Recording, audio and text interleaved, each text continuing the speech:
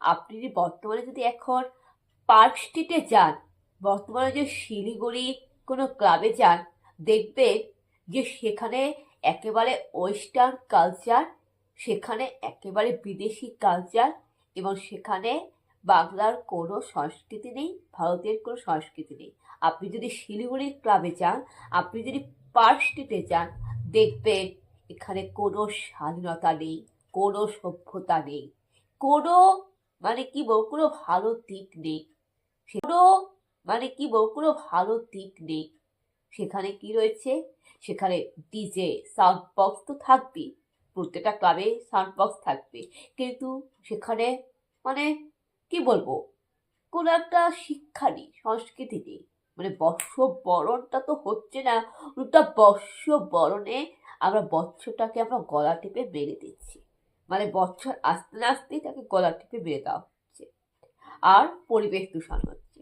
তো যে প্রকৃতির দ্বারাই তো বৎসর, এই যে বৎসরটা যে আসছে, একের পর এক যুগের পরিবর্তন, একের পর এক সময়ের পরিবর্তন, যে নতুন বৎসরের যে সূচনা, যে যুগের সূচনা, যে সময়ের সূচনা, সেটা কিন্তু পরিবেশ থেকেই তৈরি হয়।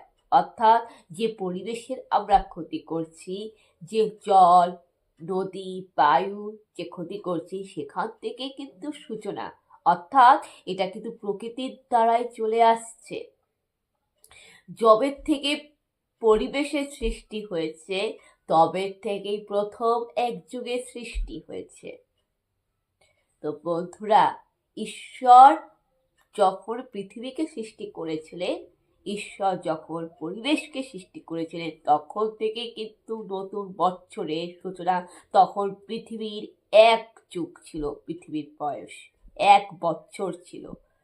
পৃথিবীর বয়স যখন 1 বছর ছিল, তখন থেকে কিন্তু পরিবেশের সূচনা।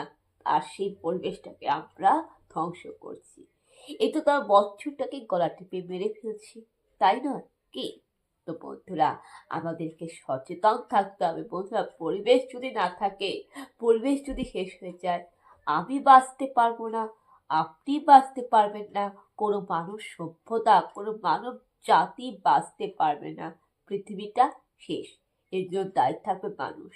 মানুষ বড়ই অদ্ভুত প্রাণী, যে মানুষের হাতে রয়েছে পরিবেশকে রক্ষা করার দায়িত্ব, আবার মানুষই নিজেদের স্বার্থপরতা, ভোগবিলাসে পরিবেশকে ক্ষতি করছে।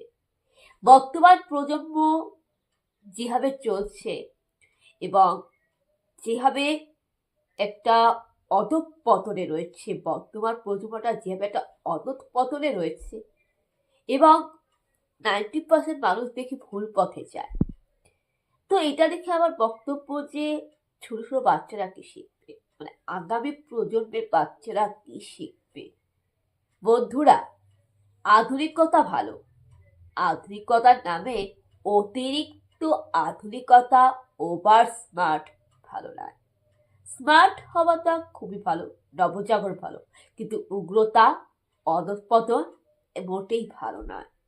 বন্ধুরা, বর্ষবরণ করুন।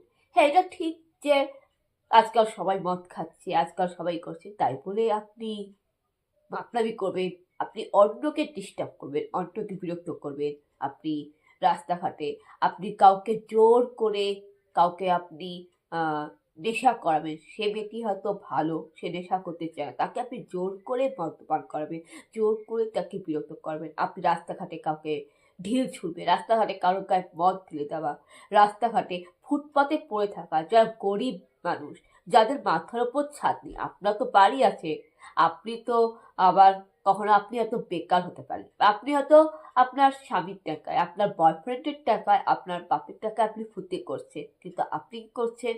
আপনি ফুটপাতে পড়ে থাকা মানুষের ক্ষতি করছেন। হ্যাঁ, আপনার কাছে টাকা আছে, আপনি 10-12টা গাড়ি কিনছেন, আপনার ফ্ল্যাট আছে, কিন্তু আপনি কি করছেন? আপনি ফুটপাতে পড়ে থাকা গরিব মানুষের ক্ষতি করছেন। আপনি গাড়ি চালাচ্ছেন মদ খেয়ে, আর গাড়ি চালাতে চালাতে আপনার জ্ঞান দিক বিদিক শূন্য হয়ে আপনি কি করছেন? ফুটপাতে পড়ে থাকা কোনো মানুষকে আপনি চাপা দিয়ে যাচ্ছেন। এতে কি হচ্ছে, আপনি যে মদ্যপান করছেন বর্ষবরণের রাতে, আপনি যে ক্লাব থেকে যে নাচ গান করে ফিরছেন, আপনি যে আপনি যে বর্ষবরণ নাচে যে উল্টাপাল্টা গান গেয়ে উল্টাপাল্টা নাচ করে আপনি যে নানারকমভাবে কি বলবো মানে অশালীনতা অসভ্যতামি করে আপনি যে বর্ষবরণের রাতে মদ খেয়ে নেশা করে বাড়ি ফিরছেন, আপনি লং ড্রাইভ করছেন, হই হুল্লোড় করছেন, আপনি সাউন্ড বক্স বাজাচ্ছেন, বাজি পটকা ফাটাচ্ছেন, ফাটিয়ে ফাটিয়ে পরিবেশে দূষণ করে আপনি যখন ড্রাইভ করছেন তখন আপনার জ্ঞান নেই, আপনি ফুটপাতে পড়ে থাকা মানুষকে চাপা দিয়ে চলে যাচ্ছেন। এইভাবে কিন্তু কখনোই বর্ষবরণ হয় না। এটা কিন্তু বাঙালি সংস্কৃতি নয়। এটা বাঙালি সংস্কৃতিকে অপমান করা হচ্ছে। আর আপনি পাপ করছেন। বর্ষবরণের নামে আপনি অন্যায় করছেন, অনাচার করছেন, যেটা ঈশ্বরও কিন্তু আপনাকে ক্ষমা করবে না। বন্ধুরা, এটাই আমার বলার ছিল। বন্ধুরা, এখন সাবধান হোক, সচেতন হন।